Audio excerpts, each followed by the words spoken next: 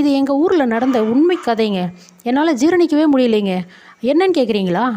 கோயில் இருக்குது. அந்த கோயிலில் மழைக்காக சில முதியோர்கள், இல்லம் இல்லாதவர்கள் எல்லோரும் தங்கியிருக்கிறாங்க. அவங்க கூட 2, 3 பைரவர்களும் தங்கியிருந்தாங்கங்க. அவைகளை பார்த்தவுடன் அந்த கோயில் பூசாரி அந்த பைரவர்களை விரட்டி அடிக்கிறார். ஏங்க இந்த மாதிரி செய்கிறீங்கன்னு கேட்டதற்கு, அவைகள் இடத்தை அசுத்தம் செய்கிறதாம். என்ன அசுத்தம் செய்து விட போகிறது? இந்த மழை காலங்களில் அவைகளுக்கு இடம் இல்லாமல் தானே ஒதுங்கி இருக்குது. இருந்துட்டு போகட்டுமே, நாம் சுத்தம் செய்துக்குவோம். அந்த சுத்தம் செய்வதில் நம்ம என்ன குறைஞ்சா போயிட போகிறோம்? கொஞ்ச நேரம் அது இருந்துட்டு அது தானாக ஓடி போயிட போகுது.